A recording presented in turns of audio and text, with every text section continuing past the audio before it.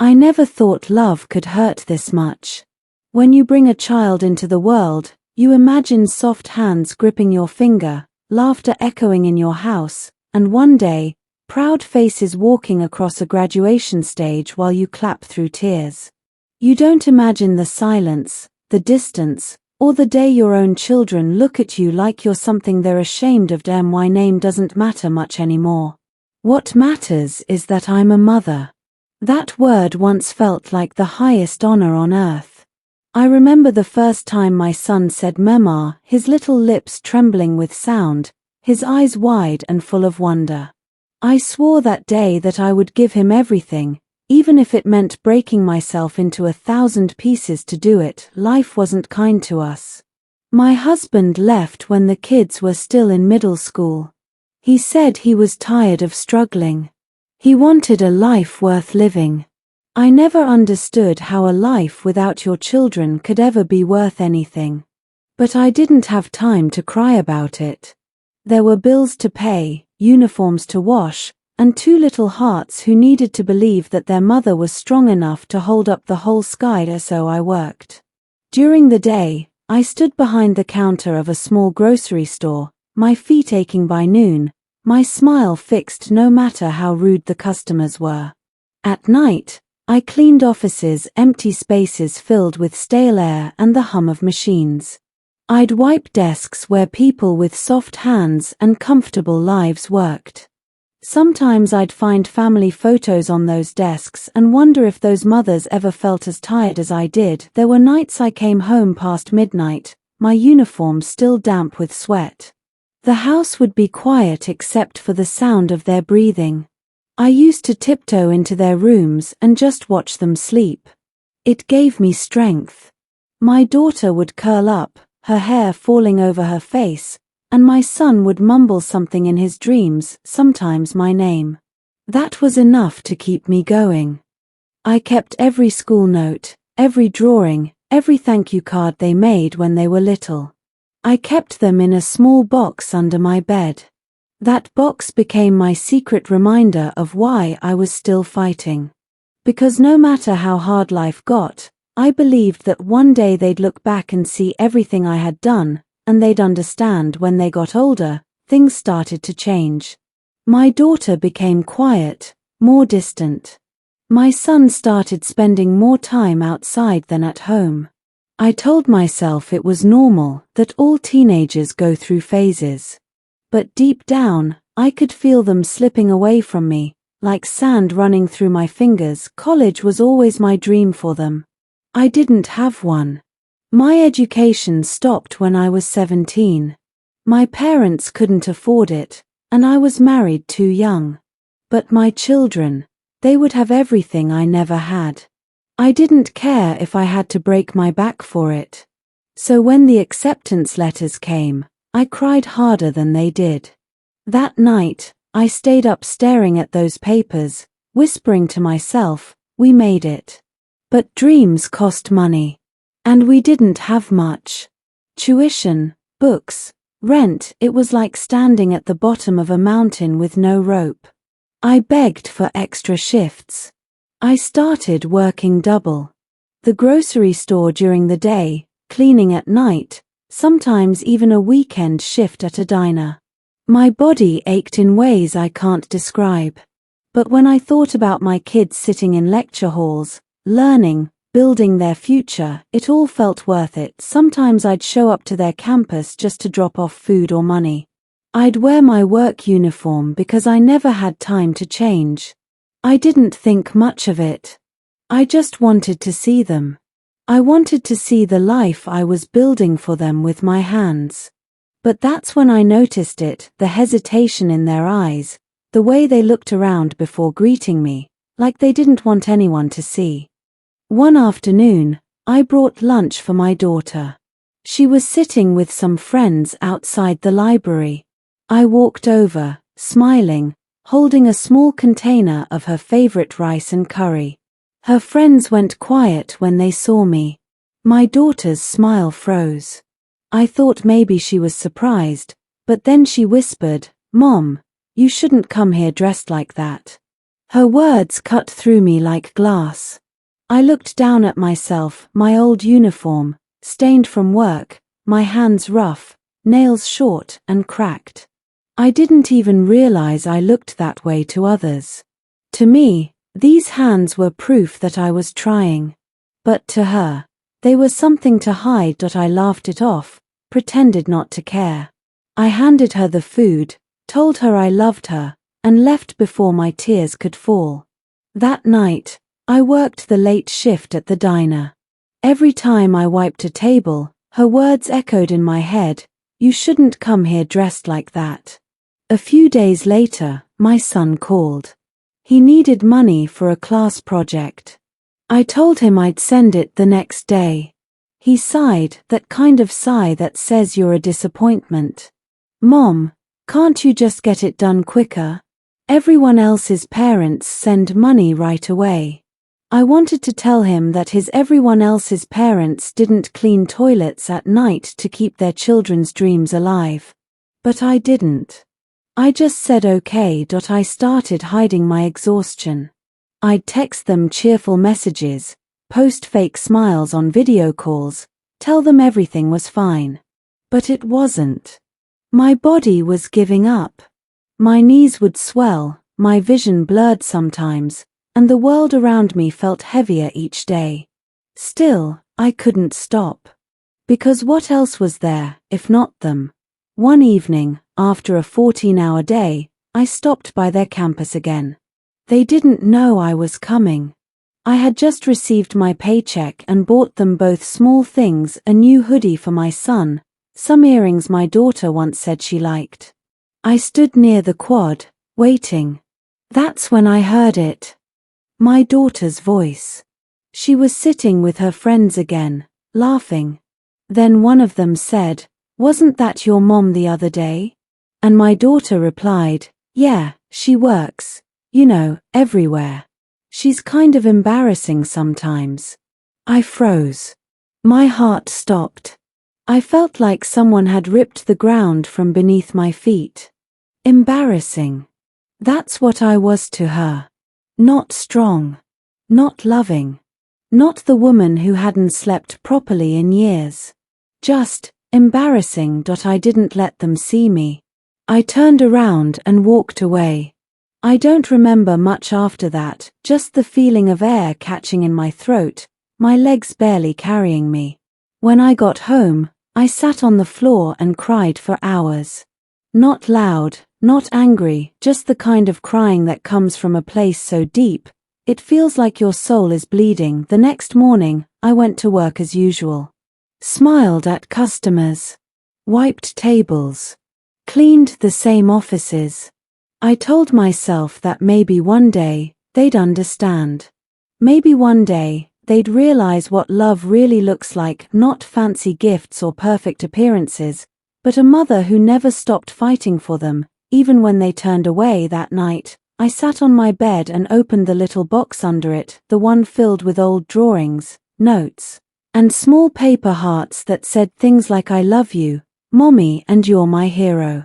I touched each one gently, tracing their tiny handwriting with my fingers. I wondered when love had turned into shame.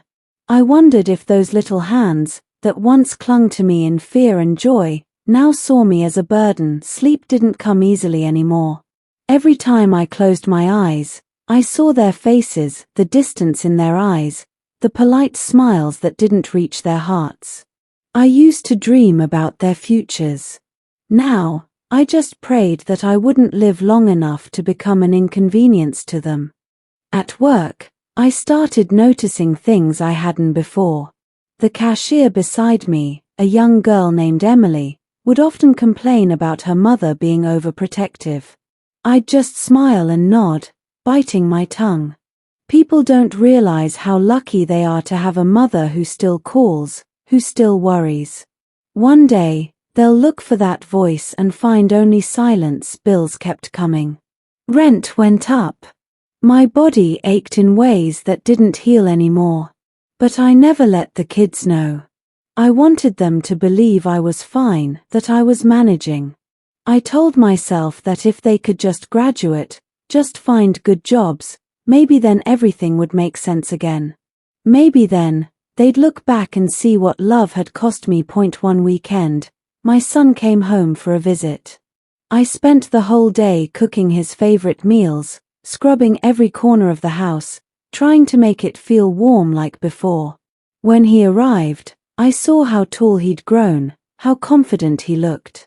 He hugged me quickly, not tight, not the way he used to. More like a gesture.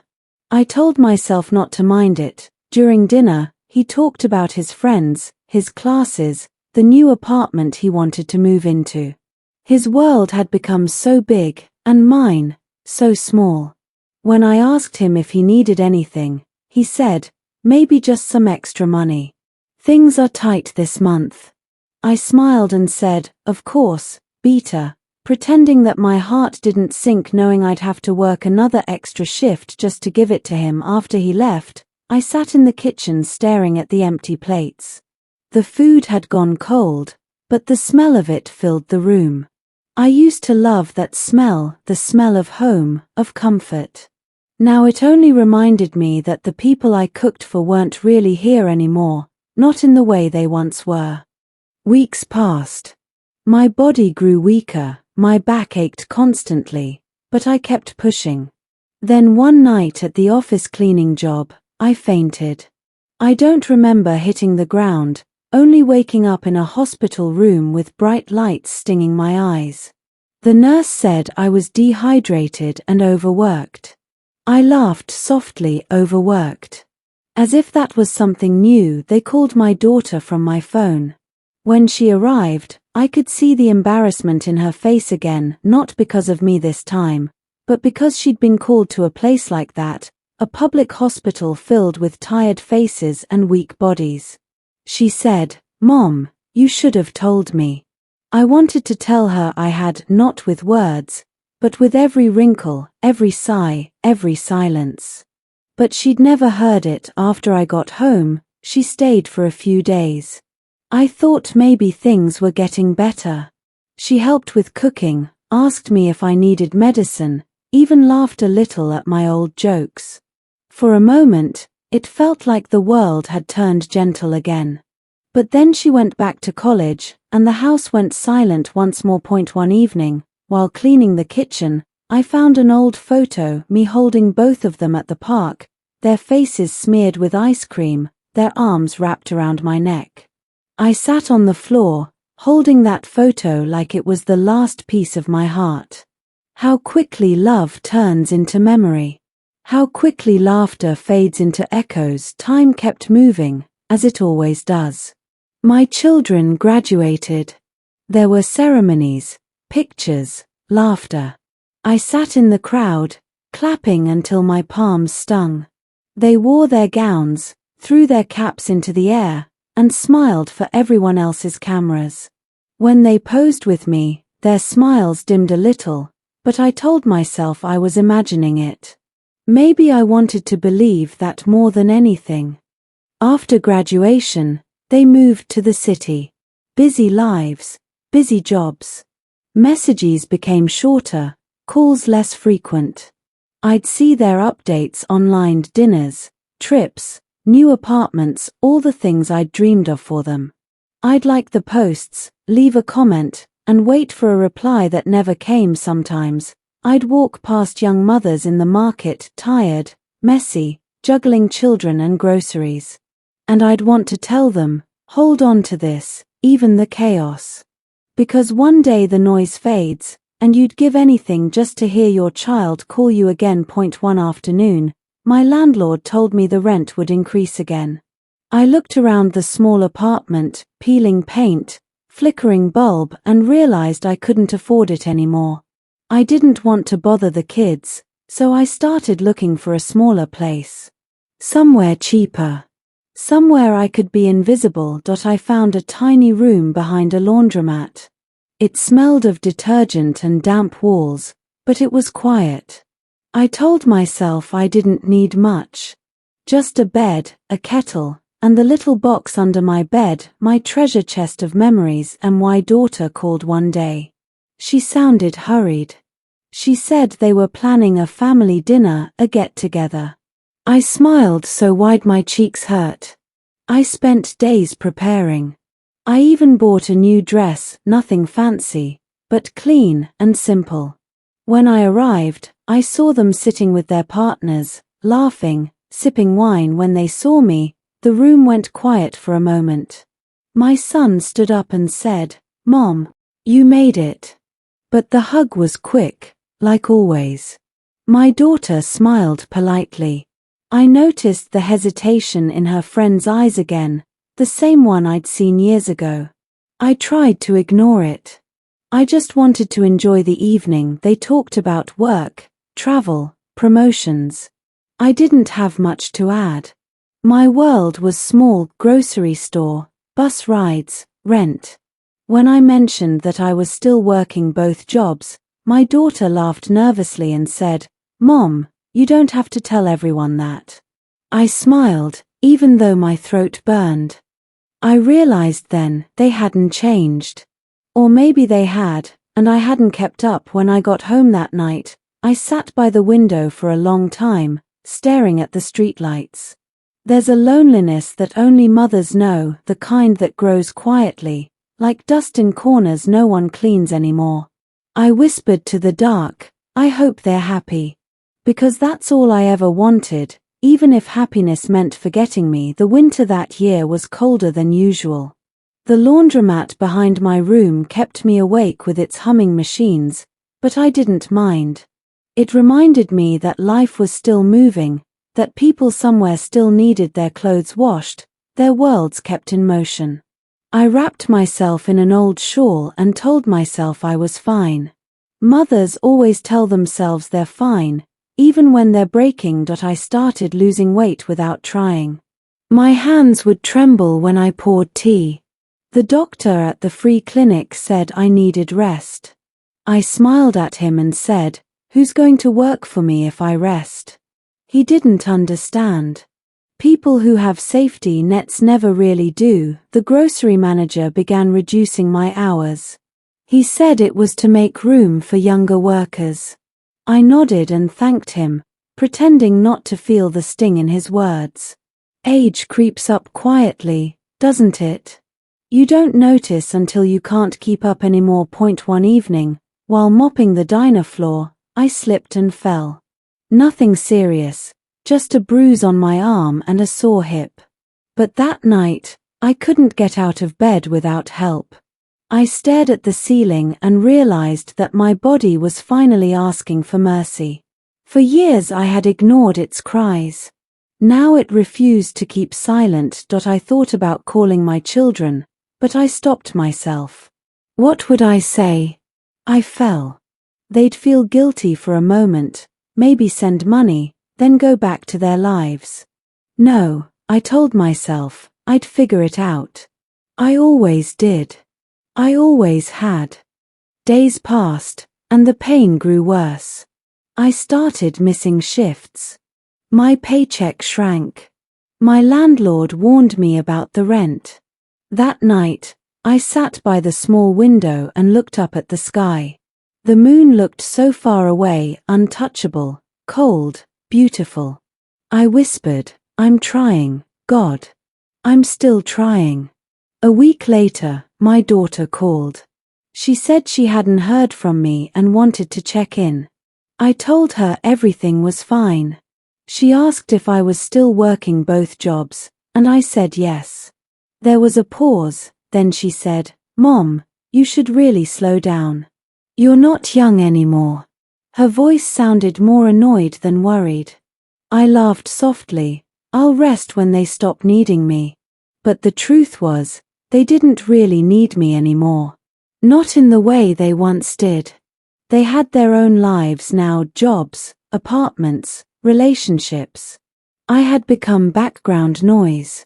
The steady hum of a machine they forgot was still running. Then one evening, while cleaning my small kitchen, I collapsed. I woke up in a hospital again. Only this time, it wasn't a faint. It was something worse. The doctor said my heart was weak, that I had overworked myself for too long. I just smiled. Overworked.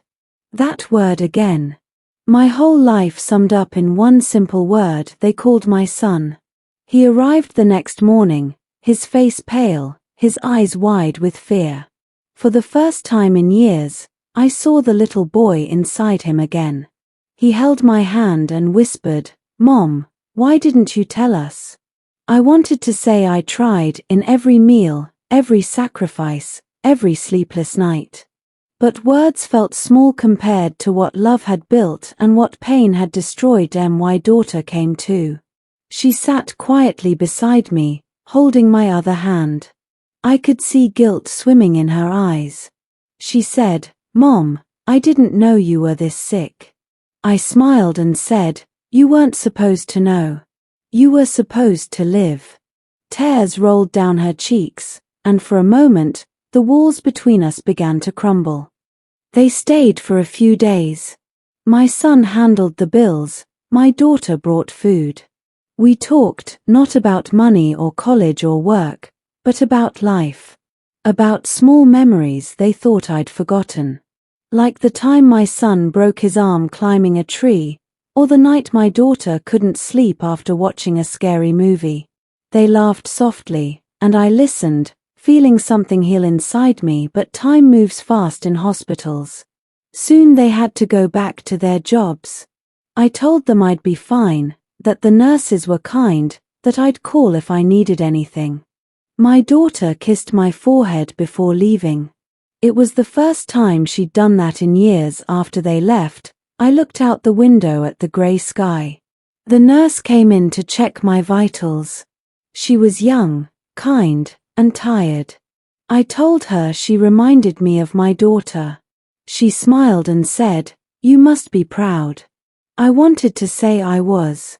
But pride feels strange when it's mixed with sadness. When I was discharged, I couldn't return to work.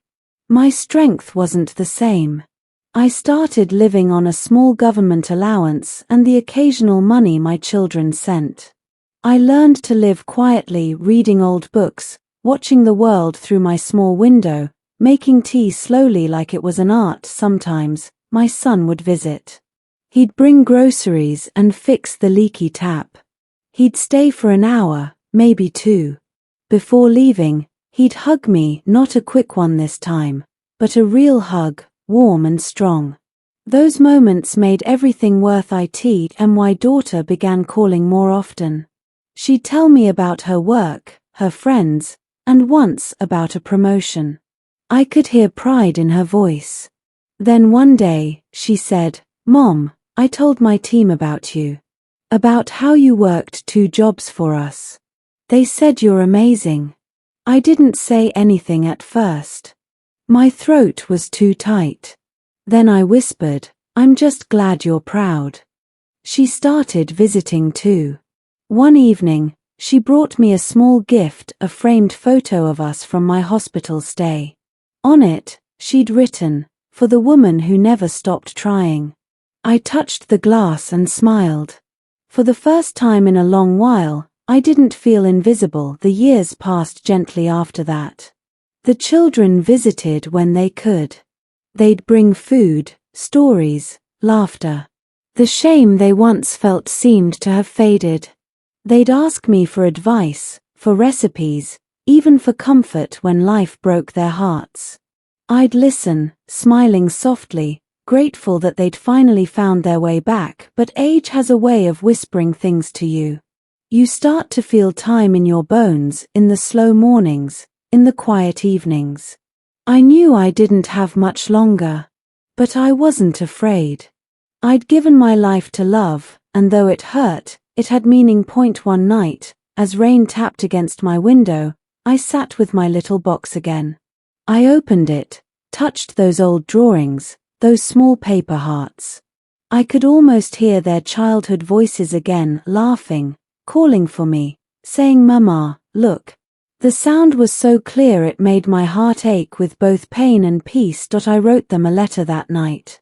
I told them everything I never said, how every scar on my hands carried their names, how every sleepless night was a prayer for their future, how I never once regretted breaking myself if it meant they could stand taller. I ended it with, "If love was a job, I would choose it again, every lifetime." When I finally laid down, I felt something I hadn't felt in years: rest. Real rest. My heart slowed, my body quieted, and the world became soft around me. The last thing I remember thinking was how beautiful it all was, even the pain. Because it was all made of love. The next morning, my daughter found me. She was the one with the spare key. She said I looked peaceful, like I was finally sleeping after a long day. They buried me in a small cemetery not far from the city, under a tree where sunlight falls gently through the leaves. At the funeral, my daughter stood trembling as she spoke. Her voice broke when she said, "I used to think my mother embarrassed me. But now I know she was the bravest person I've ever met." My son cried openly beside her, holding that same little box I once kept under my bed. They visit sometimes. They bring flowers, talk to me about their lives. I like to think they can feel me there in the wind, in the warmth of sunlight on their skin.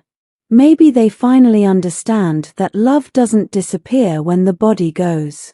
It lingers in memories, in habits, in every quiet sacrifice made by hands that worked too hard for too long.